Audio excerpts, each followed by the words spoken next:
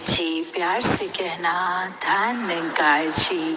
कैसे हर पल में जीना, लिविंग इन एवरी मोमेंट वाली बात कि हर पल में जो जीते हैं इस एहसास में रह के, तो वाकई ही वो पूरन हर पल को जी रहे हैं। फिर उनको ना बीते हुए समय की एक यादों में डूबना या फिर आने वाले समय में उस एंटिसिपेशन में जीना, पर इस समय में क्या हो रहा है उसको पूरी तरह जीना। तो वो एक जीवित वाकई ही जीवित है जो परमात्मा से जुड़ा है, इस पल का पूरी तरह से उस पल में जीते हुए आनंद ले रहा है, भक्ति कर रहा है।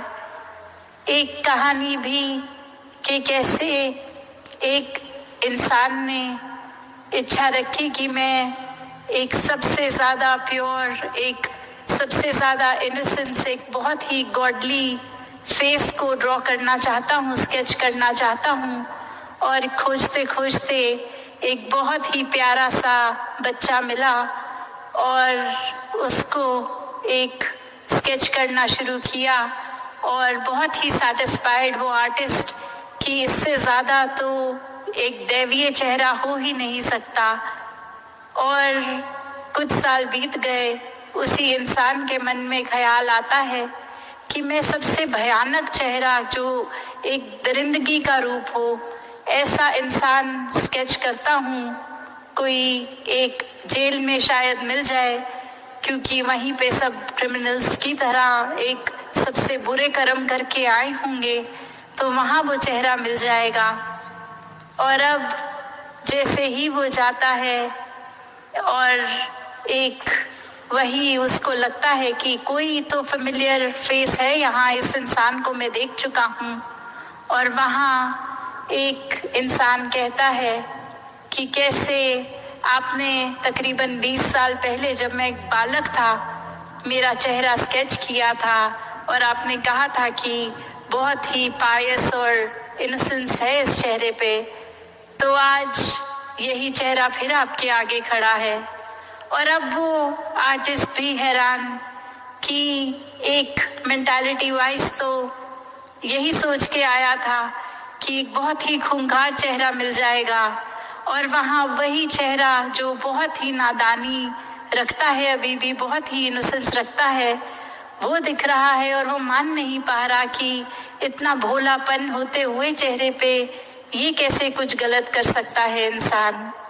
और वही बात कि आज की भी हम अपने जीवन में झांकते हैं, एक कैसे अक्सर चीज़ों को जज करने लग जाते हैं हम कि ये हमारे मुताबिक ये चीज़ ऐसी है, तो वाकई ही यही बेस्ट है, यही अच्छी है, ये हमारी प्रेफरेंस के हिसाब से बिल्कुल ठीक है, तो सबसे अच्छी यही चीज़ है।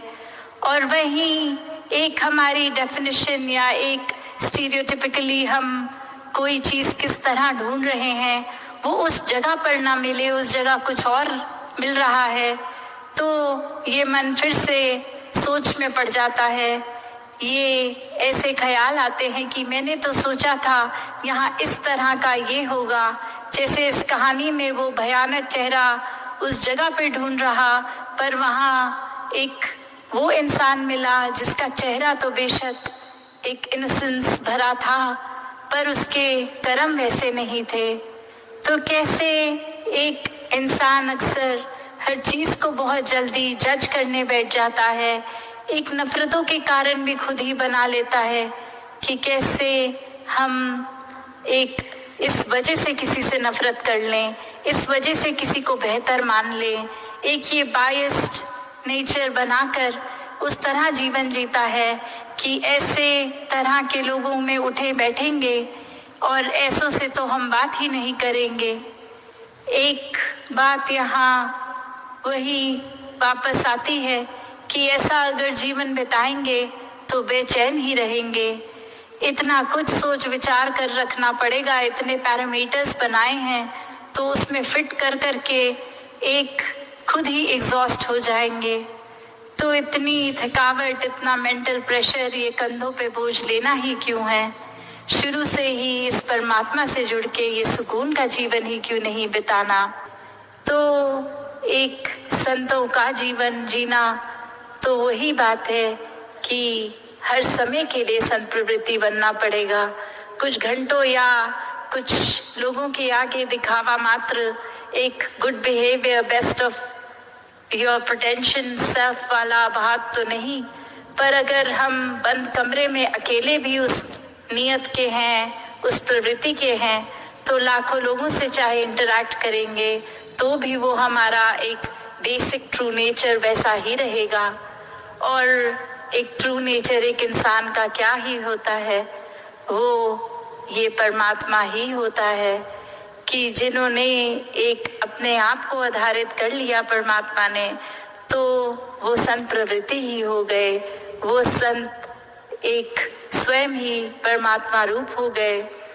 ये बात जो अक्सर हम पढ़ते भी है कि ब्रह्म ज्ञानी आप निराकार, तो एक इतना बड़ा खिताब जहाँ मिल रहा है, वो एक चाहे संगत में भी हमें कोई महापुरुष बोल के बुला लेगा, संत बुला लेगा, तो ये शब्द तक ही नहीं रहना, वाकई ही जीवन को ऐसा जीना है कि ये झलके जैसे एक फूल के अंदर अपने आप उसकी महक होती है, उसके गुण होते हैं, तो ना भी बोलो ये फूल है तो पता ही चल जाता है। उसी तरह सिर्फ शब्द लगाने से कि ये संत है, महापुरुष है, बात नहीं बनेगी। अपने जीवन को वाकई ही संतों वाला जीवन बनाना है, सेवा करते हुए वो भी निष्काम भाव से। तो दासी की नजर घड़ी पे और समय नहीं ले पाएगी। दातार कृपा करे हर किसी पे, हर किसी के जीवन में ये सुकून आए, ये भक्ति आए। सात संगत जी प्यार से कहना, आधार निंगार जी।